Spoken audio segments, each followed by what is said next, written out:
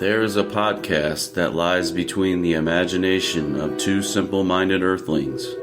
Travel with these two longtime friends, Jimbo and 80s E, as they attempt to explore the fifth dimension. Follow along with them as they take the key and unlock the door to the vast space between shadow and substance. This podcast is one of trivia, of insight, and of sounds and ideas from one of the greatest television shows ever produced. You are embarking on a timeless journey. There is your signpost up ahead. You are entering the tragedy of cinema's Twilight Zone.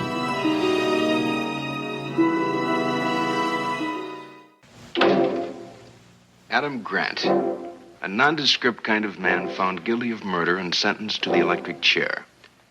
Like every other criminal caught in the wheels of justice, he's scared, right down to the marrow of his bones. But it isn't prison that scares him, the long, silent nights of waiting, the slow walk to the little room, or even death itself. It's something else that holds Adam Grant in the hot, sweaty grip of fear. Something worse than any punishment this world has to offer. Something found only in the Twilight Zone. All right, guys, welcome back to the Tragedy of Cinema, the Twilight Zone series. I'm your host, Jimbo. And in the southern layer, 80s E. And we have picked up something in the fifth dimension. That's right. Extraterrestrial of unknown origins. The ultimate third person, Kyle. Kyle Zahner has joined us for this episode of the Twilight Zone. I'm excited.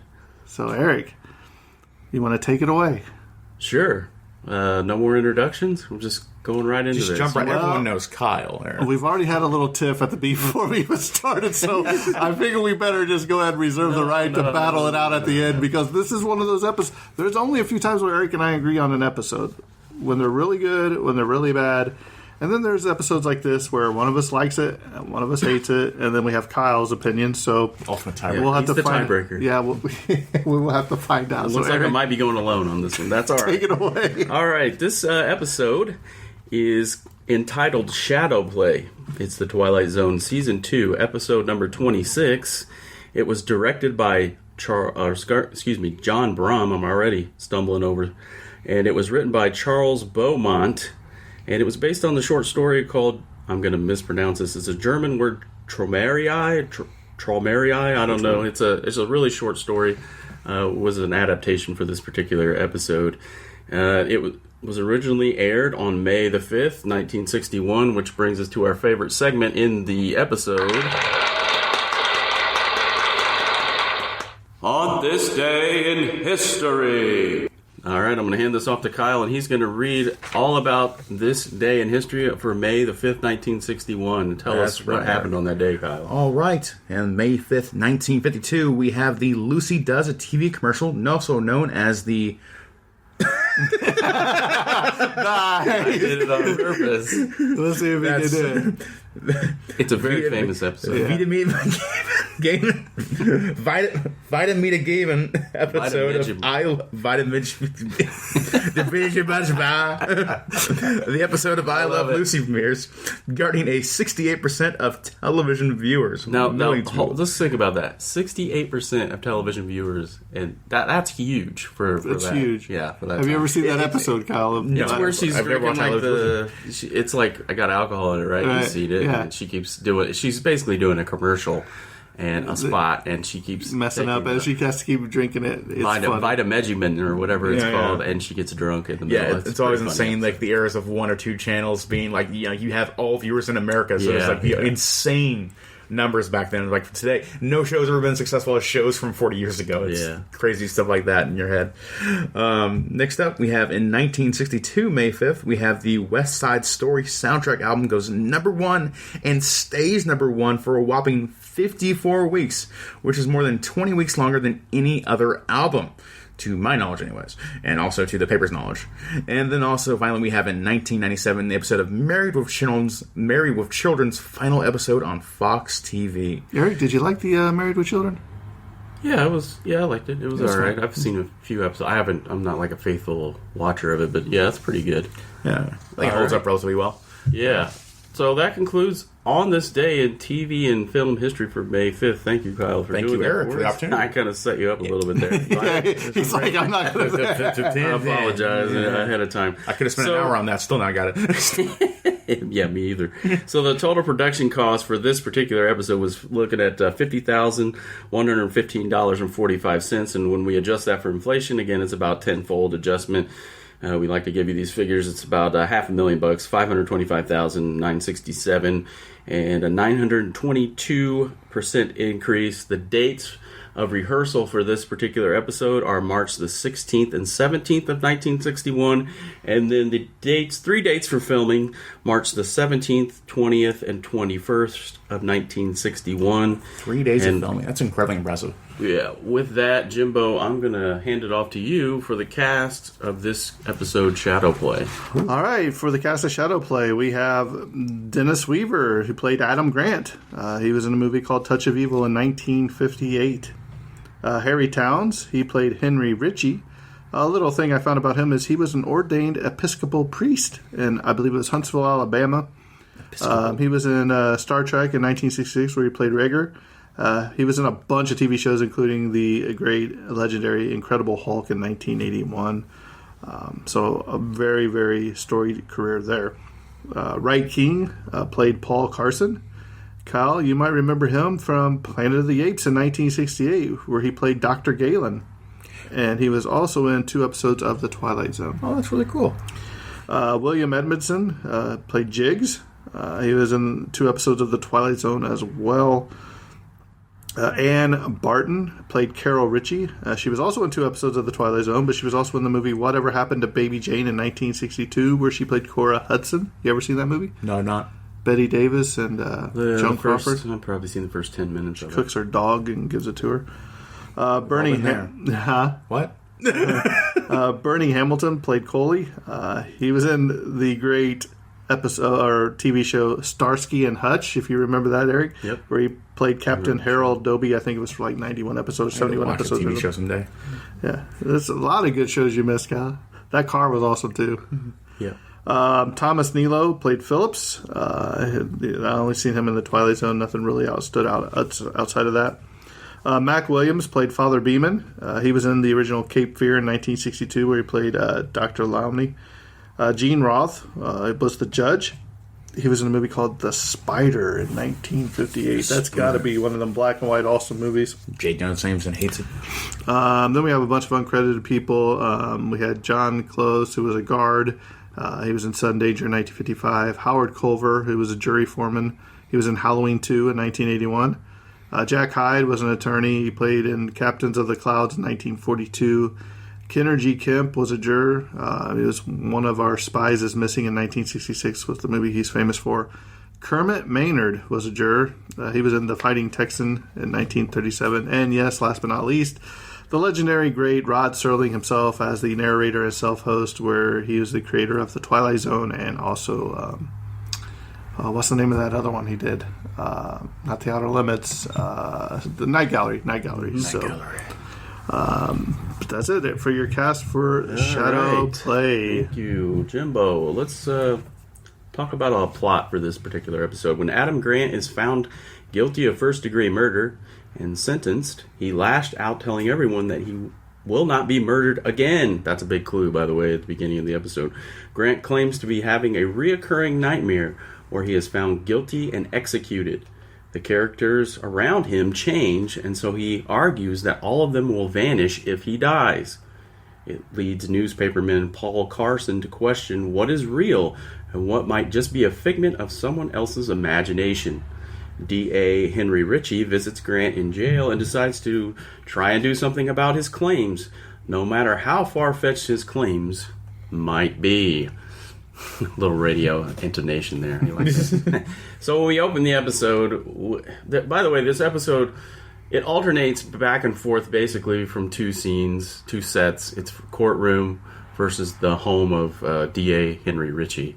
So we alternate back and forth. And the jail cell. In the jail. Well, really, yeah, exactly. We really only have courtroom at the beginning and the end. and the jail and the home alternating back and forth. So we open in a courtroom, and you'll notice the use of light and shadow, Jimbo, like this right off the bat. That was excellent. Okay, so I got one gold star for it for the use of light and shadow.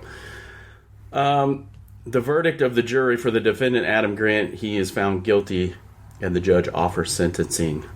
And the close-up shot reveals that Grant is mouthing the exact words of the judge's sentence.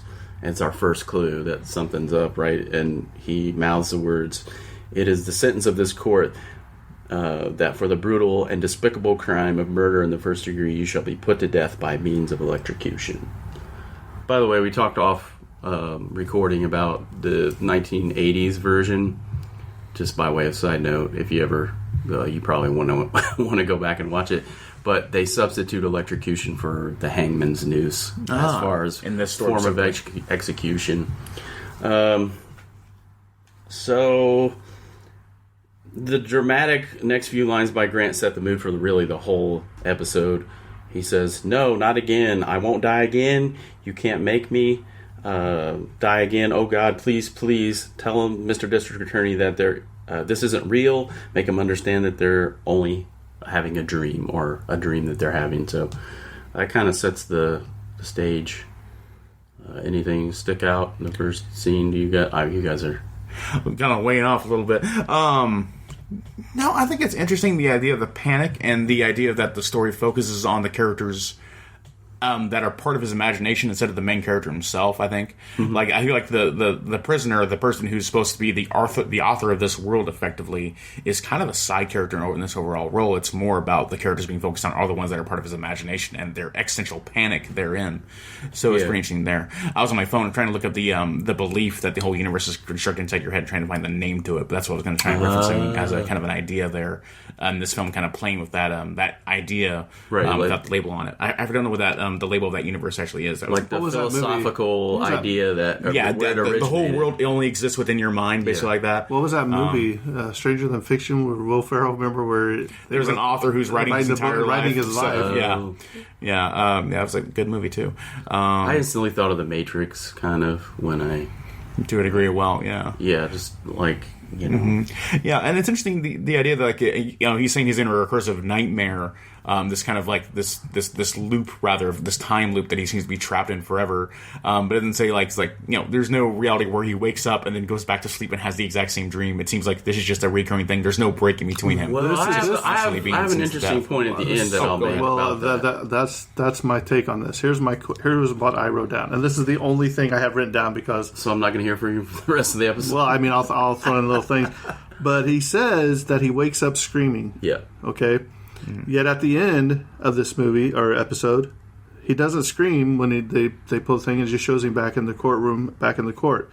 So my question was, does he ever wake up, or is he just stuck in this dream world, or is it just a dream night after night? He wakes up, goes to work like all of us, comes back home, falls asleep, has the same dream or nightmare. I think so.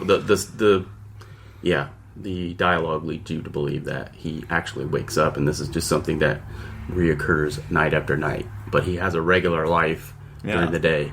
Right. Yeah, but each time he has a stream, everyone has a consciousness. It's not like an endless loop of not waking up. See, this and I'm thinking to myself, well, if this is the case, and if this is the case, then I would throw this back to the episode Perchance to Dream that we did, where the guy, every time that he would fall asleep, would meet that lady that was trying to kill him. And that's what I was saying. Well, why didn't this guy just try to stay up?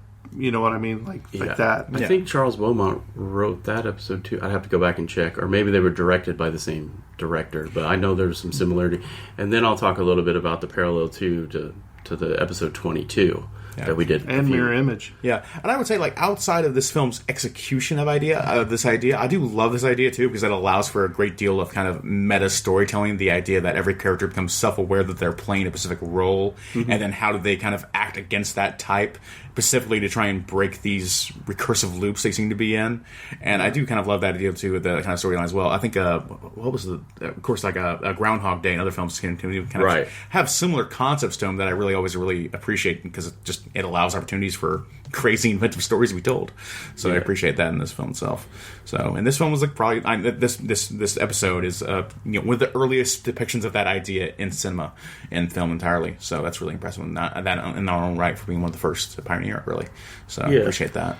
So that kind of sets the stage. Really, the courtroom scene kind of sets the table for the rest of the episode. I'm just going to briefly touch on a few things, because again, I mentioned earlier that we sort of alternate back and forth, but I'll just try to hit some highlights. Rod's introduction, I have a quote from it. I really like it. It stuck out, and I'll of course insert it into the audio. But so he says, like every other criminal caught in the wheels of justice, he's scared right down to the marrow of his bones. I think he really encapsulated what fear looks like in words, like what a criminal really feels like when you know, you see all those videos and clips of when judgment is passed down to like certain criminals like pass out because they're just overwhelmed by the weight of the fact that it's like a fire burning through your spine. It's just a life sentence. It's like down to the marrow of your bones. So I thought that was really interesting. Yeah, like a core you never knew was even there, just burning inside. Just kind of that feeling. Yeah, can imagine. So in the jail, we meet a harmonica player.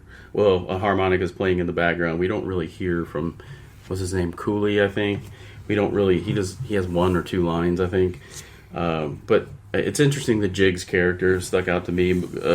We meet Cooley and Jiggs, and they realize, Grant realizes that their character's out of a bad movie that he's seen, right? So he's adapted these characters that are in his subconscious, and they play roles. And by the way, the roles alternate each time he has the nightmare. They alternate back and forth. I guess this is sort of the essence of, I can't quote it verbatim, but the introduction between light and shadow. This is kind of the quintessential episode for that. What the Twilight Zone really is, because when you're in your subconscious, you're not really awake and you're not really asleep. That's kind of where the Twilight Zone dwells. But going back, Grant gives an exact description of what he gives an exact description of what death by the electric chair looks like to Jiggs, right? And he that's where, Jimbo, you were talking about it earlier. He gives a full-on description. Walk down the hall, you go to a green door. 76 steps or whatever. He knows exactly what's going to happen. And that was some cool cinematography there, too, where it's kind of blurry to the side, and they showed him walking down and all that. And he knows exactly what's going to happen because it's happened over and over and over again. So, there really aren't, which I have another question, which I'll bring that up later. But so he gives this full description. We come to the end, and then the last words that Grant say is flip the switch, and then instantly we go to the oven in the home. The lady, the wife is pulling out 2 steaks, which look delicious. Yeah, they do look good. And then we meet, Paul Carson was in the courtroom, but Paul Carson is at the home of Henry Ritchie and his wife, and Paul is loaded. He's drunk. And by the way, the short story by Charles Beaumont starts at the home scene. There is no courtroom scene, I guess. The actual story starts here in the home, but he starts to believe Grant's crazy story, and he tells Ritchie, like, you can't prove that he's wrong. And Paul tries to persuade Ritchie that there might be a possibility that everything is just a dream inside Grant's head. And quote from the episode, he says, go down and see for yourself. Don't take my word for it. It wouldn't do you any good. You only listened to him once. That was enough, Hank. For my sake, please go down and see him, and let him tell you. Please, Hank. So he's persuading him to go down and hear Grant's story again of... Yeah. I think one thing really incredible, too, that I think is very odd, is that Grant he has the perspective of the camera in this dream. That he knows what's going on outside of the prison cell that he's in. We constantly cut back to those scenes, and he's also aware of those same things, too, like what's being cooked in the oven, what those characters are doing, the existential crisis he's putting in them. And I don't know if he's aware of them, like, as he's having that dream, or after he wakes up, he's aware of what they're going on in their side their kind of head, too. It's very interesting, kind of like a take where it's like, I don't know what he knows, but I know he knows far more than he should as a person with limited ability to see and hear outside of his prison cells, or being the dreamer and the inventor of that universe. Like, he knows everything, seems like, after he wakes up. It seems like. And this new loop is now him relaying information. Like, hey, it won't be a stick this time. It'll be a pot roast or whatever it is. Yeah, I wondered how he knew that. Like, how did he know later in the episode, how did he know that it was switched from steak to pot roast? That was one thing that I was like, Yeah. It really doesn't elaborate very much on. Yeah, but you're right. So he has some degree he has of the knowledge of things that are happening outside of his. It's because he thought it. Yeah. But you would think that it would be steak every time. Yeah, and in his cell, why does in the the prison food cell, change? The people change roles, and the food changes. Right. And if it was just from his perspective in the prison cell, the only time he would meet those characters is when they come visit him in the prison. He would never have knowledge about what they're doing in their homes outside of his, his immediate dream perception. It's terrible. No, it's simultaneously. It can be, you can be seen as a plot hole, or it can be seen as kind of like a meta commentary of filmmaking itself. The idea of like how much does the viewer know more than the actual characters in this case? In this case, the character knows as much as the viewer does, which is really odd when he's stuck in a prison cell, and that's kind of an interesting. I don't know, meta spin to it to a degree, intentional or not. So we go back to the jail as we alternate back. So D.A. Ritchie goes to the jail, and Adam Grant here, he's expecting the DA to find flaws in the Matrix, like, actually Grant tries to find flaws in the Matrix, like the prisoners wearing watches. He makes that comment, like, that wouldn't be allowed, that because of the breaking glass and all the, he makes a comment about that. So he's trying to find flaws in his own dream mind state or whatever. Yeah, we're trying to acknowledge like the cliches of the moment too, like he was sentenced in the same day that he was accused and put in jail for death row. Like he's on death row and being sentenced on the same day. That wouldn't happen in real life. Or the fellow prisoners, it's just a classic guy playing harmonica and an old timer who will tell you how it all is. Exactly. Like it's cliche in a way, even for the time. So Richie kind of pushes back and he has questions. He raises certain questions. He says, "We all disappear. When you wake up, Grant, what about our parents and grandparents and everybody that's never heard of Grant? Or what about them? What about us when we sleep and dream? Why are you scared? And you have to wake up sometimes. So why don't you just lay back and enjoy it?" Basically, ask them, "Well, what happens to our grandparents?" And Grant has he has a response for that. And what about people that you've never heard of? And then he says, "What about us when we sleep?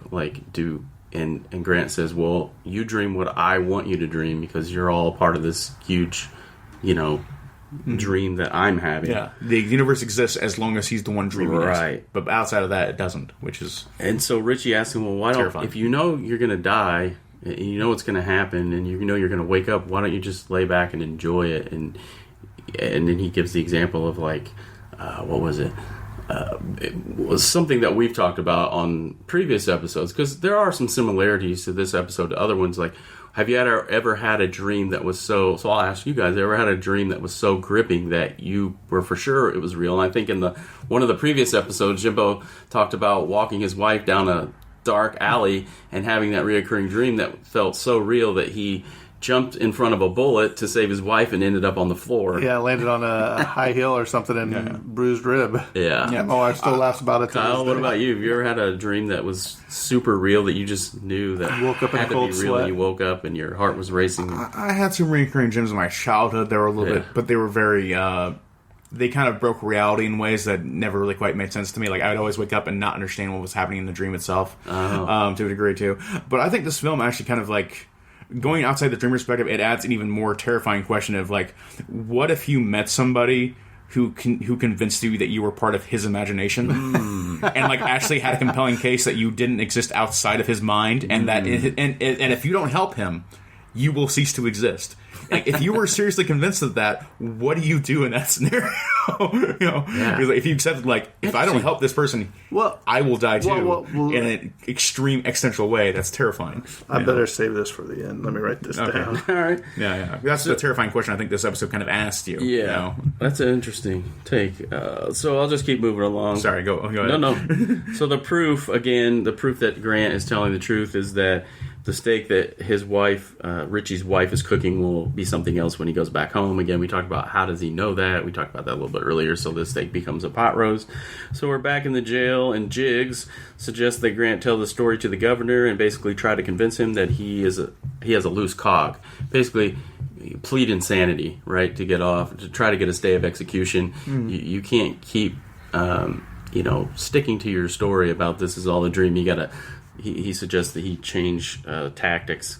So Grant tries to convince Jiggs that the world is just an impression of things in his mind that he has derived from movies. Again, Kyle brought up that point. What if you were in that situation and someone is telling you, no, you're a figment of my imagination, and he's trying and to you actually believed him, to a degree, what do you have to do then in that case to make sure you actually do save them? And is it ethical to keep him asleep forever, or is it ethical for you to in the universe because it never actually mattered in the first place to a degree? It's a terrifying possibility. Yeah, for sure. Not technically impossible. I mean, you're like when it comes out to the deep thing of anything is possible, that technically is not impossible to a degree. All right, so you're all part of my dreams, is what I'm saying. We transition back to the Ritchie home, and Carol Ritchie wakes to find Paul and Hank in the living room and refers to them as the Brothers Grimm. I think we're at that scene right now. So they're watching the clock above the fireplace, waiting for midnight. Another cliche, of course, that we find in movies. Executions always happen at midnight, which isn't terrible time in host educations. Paul and Hank are anxiously awaiting questions, grappling with whether this is real or not. And then we transition back to the jail and cutting of Grant's pants for the execution. I guess in another, they had some extra film where they actually shot a scene where they're cutting his hair too, but for whatever reason they took it out. Maybe they thought that was a little too much. 1960, as far as the Green Mile and the execution process and all that. How much would they just actually cut your hair? Then we didn't use a shot, so you got to record 3 months. So they only cut the pants, and then in walks the priest. Grant's trying to replace all the characters from his real life, and Jiggs is yelling for Grant to wake up at the end of the scene. Then we transition back to the home, and then Paul is trying to get Richie to call in a stay of execution to the governor. He says, "Are you going to send a mental incompetent to the chair?" He asked that question. Regrettably, Henry makes the call to the governor, but he's asleep. This is an emergency. Wake him up. The governor is calling as the clock strikes midnight. The call comes into the execution room. You see cutaway scenes of that, and they're about to throw the switch. And then, boom, we wake up back in the courtroom, and we have that light and shadow again, it's happening all over again, and we see Grant in the defendant's chair, but all the cast of players around him have changed. So Jiggs is now the judge, and I couldn't place everyone that was changed, but Paul, the newspaper editor, is now the jury foreman. The priest is now the district attorney. I think you can really only see him from the back of his head, I think, in the final scene. And then the defense attorney is Phillips, the crazy inmate. Remember, Phillips was the, another cliched, there's always, in every prison movie, there's always one mentally incompetent guy that's, foaming at the mouth and barking at the moon. Yeah, the guy who's fully lost it. Yeah, so he's changed roles, and now he's the defense attorney. Interesting. You guys want to... The acknowledgement that he's right in this scenario. In this scenario, he is right, and it's legitimately. It isn't like a what-if scenario, or what if he's telling the truth scenario. It's actually no, this is the reality we're depicting here. That he's having this thing, everything he says is true. Which is a terrifying prospect of thing. If you ever encounter that in some kind of, fictional... If you ever encounter that in reality, it'd be terrifying. Yeah. I think it's interesting that he doesn't know who the Father Beeman is, too. He's trying to place him. He's like, oh, you must have been one of my teachers. Or one of my teachers. Yeah. Now, Eric, I remember every single teacher we ever had. I'm sure you do too. If you go back and say kindergarten, first grade, second grade, I do. It might be a little harder the farther I go back, but I remember all of them. But if this guy, father, whatever, he can't place him, has he not been in the dream before, and this is a new person that's been brought into this dream? Or it was a background character to some degree, and then finally it became more of a bigger role in this one scenario. So he probably has, he has, the idea of, he has a pool of characters that are always in his mind, and they constantly get rotated out, and eventually someone you're in a faint memory log. That's we all have a pool of people in our mind that we kind of recognize as their faces, even if we can't place a name, and then that's, what the character is, too. I do think it's interesting, though, that is, the man of the cloth is the one character who he doesn't really interesting. Exactly. I think it is interesting, the idea that, that could be some kind of acknowledgement that he's not possibly recognizing God's authority, because in this universe he is God. Because he says, "Oh yeah, your father so and so. Oh yeah, but you died. Everybody came to your funeral, and a young priest came and took in." So this is somebody that's been dead. Yeah. Long ago. Yeah. So there's some outside significance to this character thing. Right. If you want things, if you were doing like a movie adaptation or a book adaptation of the story, like this specific adaptation, again, you might go deeper on that specific narrative to be like, why is this character significant to them, and then also why they place him as the priest character. Well, and I think if you were doing a movie, I think it would be better because you could have if you went to this dream, you could see everybody, where they were from his life before he got thrown in the jail. Mm-hmm. Yeah. But Rod always wanted the hour-long episodes, but they never could get them. You got him in season 4. Yeah, he did. But here's a few trivia facts, and then we can move on to our questions and observations and stuff, which we've already kind of woven in already, but that's okay. The episode is likely adapted from writer Charles Beaumont. We talked about that short story, Traumerie, which roughly translates from the German as daydream or Reverie. I can't even pronounce German words. I apologize. Which originally appeared in the 1956 issue of Infinity Science Fiction. So this was issued in I don't know if that was some sort of publication in science fiction. The title refers to the ancient art of shadow play or shadow puppetry, using opaque figures that cast shadows on clear curtains. Such entertainment is known in countries throughout the world and is presented in theaters by traveling tropes.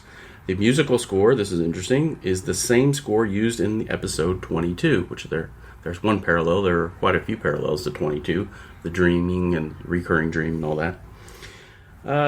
This Shadow Play episode was remade and aired as a segment of the 1985 through 89 series of The Twilight Zone on April 4th, 1986. The remake holds closely to the plot of the original episode, in which a man on death row claims he's having a recurring dream, that when he is executed, thus ending the dream, all the people in the dream will be wiped out of existence. And it is almost a shot-for-shot remake of this episode. The song that Cooley plays on his harmonica is Red River Valley. Do you remember that from our early days of learning musical score? What was it, recorder or something? Yeah. That we learned in like 3rd grade. The Ritchie living room and kitchen was filmed on Stage 5 at Hal Roach Studio. The prison cells, death house, and courtroom were filmed on Stage 19 at MGM Lot. One of the reoccurring props on the series is a small white horse that shows up on a living room table and desks. I'd have to go back and really look at that, but apparently this little white horse has been used in several episodes. One of being the Most Unusual Camera and The Jungle, which I don't think we've gotten to The Jungle yet. Actor Adam Wright recalled, "I'm ashamed to admit that I found shadow play obscure." Jimbo, you like this? I managed, and Kyle maybe too, I managed to sort out the characters' lines of thought in my 2 or 3 scenes well enough to satisfy the director, John Brom. I've seen the show 2 times and have yet to make it out. Truly a first for me. I always enjoyed working with my good friends, Dennis Weaver and Harry Towns, and Ann Barton, who I had worked with many times. So apparently Adam, or Wright King, didn't think too highly of the episode. He just did his lines, and that was it. The Twilight Zone has few pretenses, Serling once commented. It's simply an attempt at a quality half-hour vignette once a week. On occasion, it can fulfill a function as a commentary on a social evil or disparity. But in a half-hour form, this is a subtle process, and it usually is a second effect to the entertainment involved. In the movie Vanilla Sky from 2001, you guys seen that? I haven't seen it. No. It's Tom Cruise movie.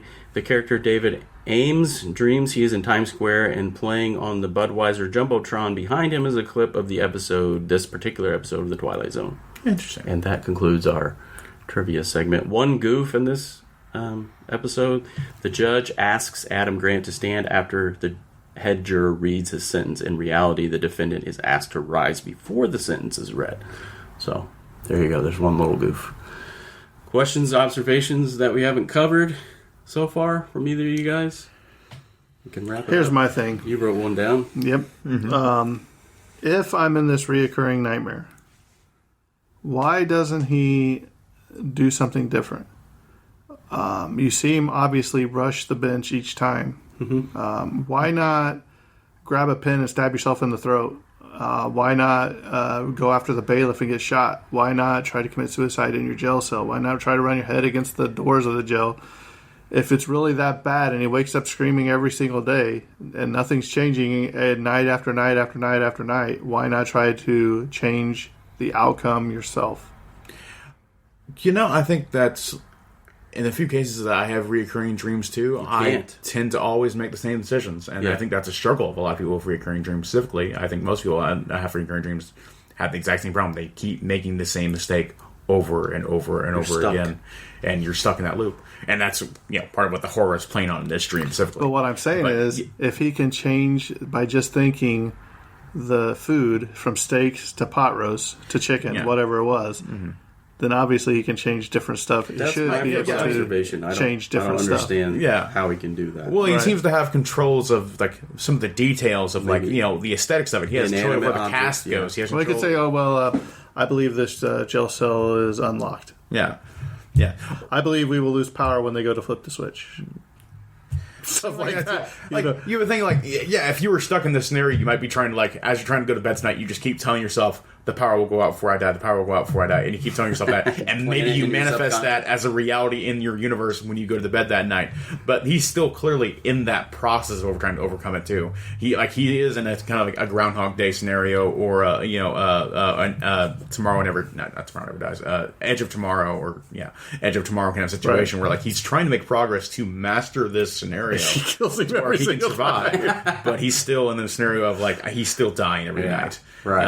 And that's where he's stuck right now too, and that's where we're going to leave the story because we don't know if he ever overcomes this obstacle.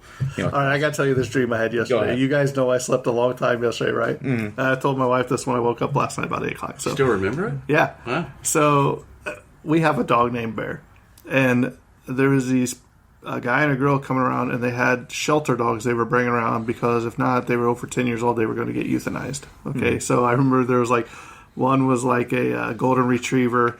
There was another one I think it was a mix, and then there was this little Chihuahua, and there was another little white Pomeranian or something. And they were all old, you know what I mean? And the funniest thing that I remember is, you know how you go to a dog and you try to pet them, let them sniff you. I went over to the Chihuahua, and I went to go pet him on the head, and he went, no. It's just in a Mexican voice, and I thought it was the funniest thing that I... Like a Taco Bell dog. He just went, no. I was like, okay, I'm not petting him. That should be the new Taco Bell ad. He's like, no. Commercial. No. It was fun. He just looked at me. No. I was like, no, you're like, he spoke. Okay. Now you're going to dream that every night. I want to get a Chihuahua though. If he could go, no. I just thought I'd throw that in there. I thought that was funny. Just a couple of questions and observations, and I'll be finished with. We talked about this already. How does he know that the steak will be something else? Does the food change? The people playing the different parts. And in episode 22, I asked the question to Jimbo. We talked about this already a little bit. Have you ever had a reoccurring dream? Then we talked about, do you remember the urban legend that if you fall and hit the ground in your sleep, then you die in real life?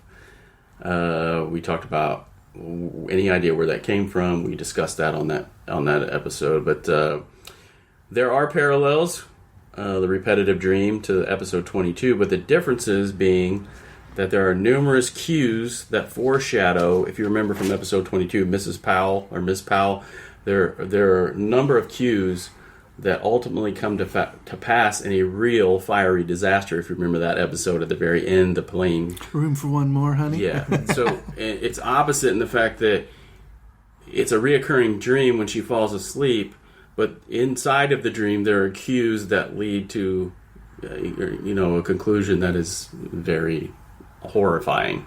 So this is the opposite in the fact that he's stuck in, sort of a loop, and that brings me to my next point, and then I'll be finished. At first, I thought this was a dream on an endless loop, and Grant is trapped, but he does tell Richie that he wakes up every night in terror at the point of electrocution. This is the question, would this be more akin to a Nightmare on Elm Street type scenario, or where Freddy where Grant doesn't want to go to sleep because, Freddy invades his dreams, but his dreams are his own thoughts. So he tries desperately to not fall asleep and stay awake throughout the day. I have this idea in my mind. If we continued the story, that Grant, if we saw him in his day-to-day life, he avoids going to sleep. He wants to stay awake as long as he can because the nightmare is just waiting for him.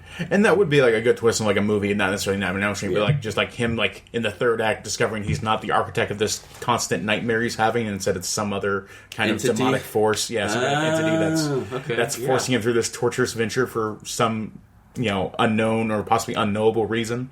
Yeah, it would be a great twist in some other film. Yeah, in my mind's eye, I just see him like trying to stay busy during the day and not have to fall asleep and dreading going to sleep, constantly being exhausted anywhere he goes, and like it's affecting his work-life balance and like that too. His boss is mad at him for falling asleep, but for being drowsy at work. That'd be perchance a dream. Yeah, because remember he ends up jumping out the window right at the end. I think that's what ended up happening to this guy. If to do anything to get out of being trapped. And then again, could you say it's also a form of purgatory? Yeah, that's also a good point too. And also, like the question would be like, if he and that's why he couldn't really place the priest. That's an interesting. That'd be an interesting idea too to kind of view there as well. And it's also kind of like raises like sometimes like the ethical question, like maybe the only way he survives that night is if he dies in real life, and then he'll be kind of not necessarily trapped, but also he would escape that dreamscape where he survives and gets to live a life inside that dreamscape that he's invented for himself. Or, and that'd be his only real relief. So it is like a glimpse of his own, like, pseudo afterlife to a degree, too.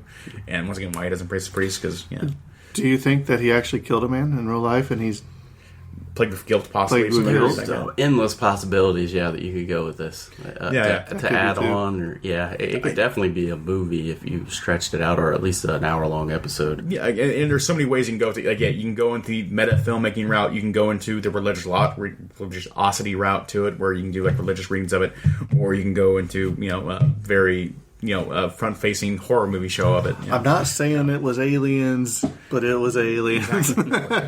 Prop piece. Are you going to ask that question? Do what? The prop piece question. I forget. Oh, yeah, I forgot. I did forget. You did. I'm going to say the watch. I'm going to say Jiggs' watch as a prop piece. Are you? Not that that's... Kyle, what would you...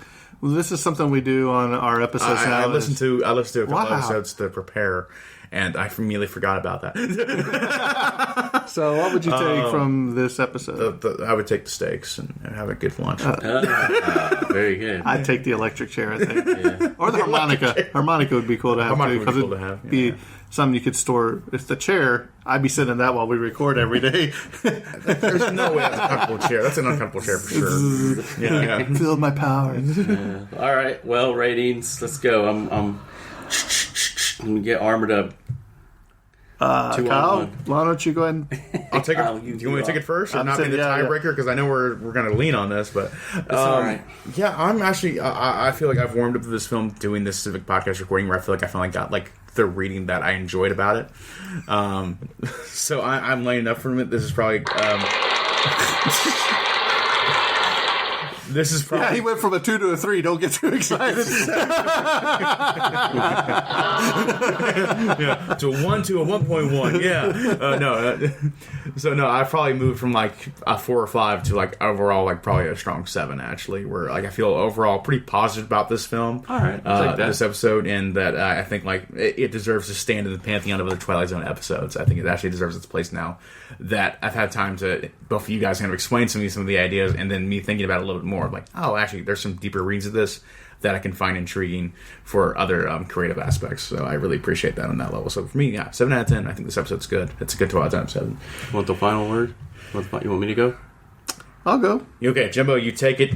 Thrust it down. I think this is a totally forgettable episode of The Twilight Zone. The only saving grace of it...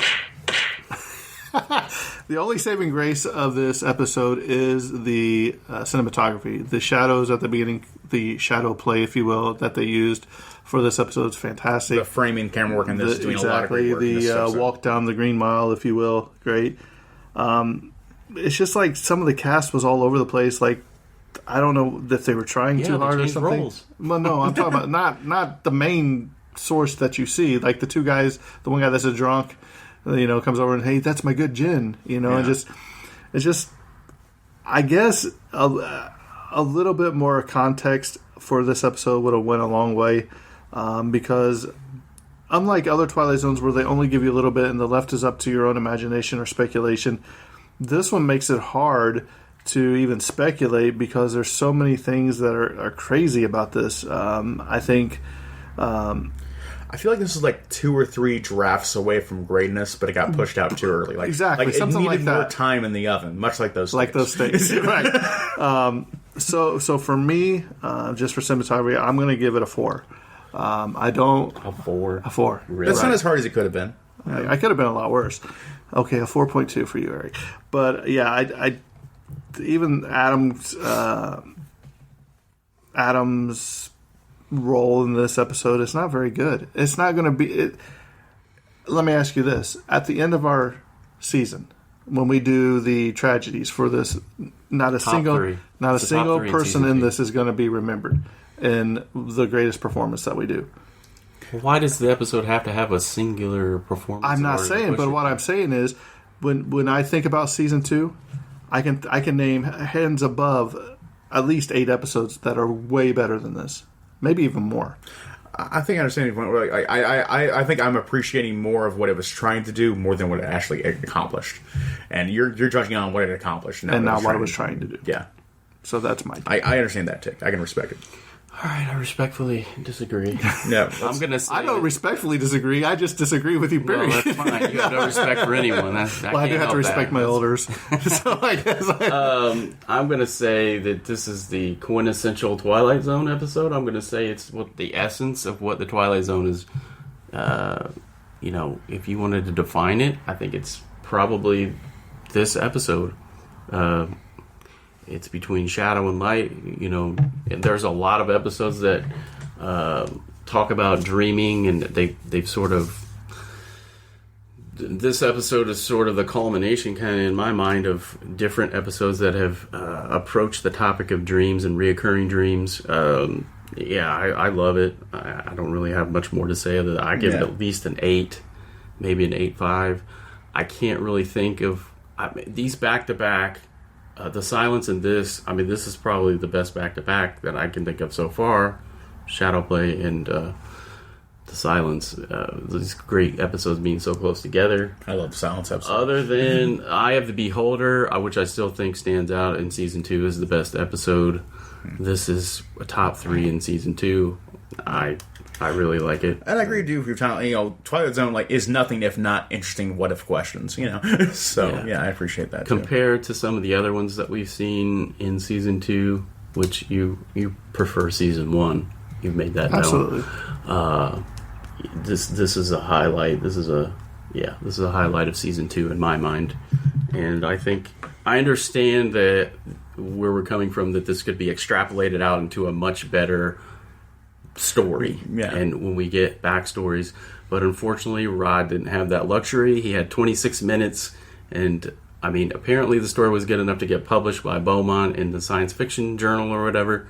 Well, almost everything got published in there. I think the story it stands pretty well, but that's enough. It's undercooked. It's an undercooked story to some degree. Just like the steaks. I liked it. 8.5. And we'll roll. Oh, you just went up to an 8.5 from an 8. An 8 to an 8.5. Oh.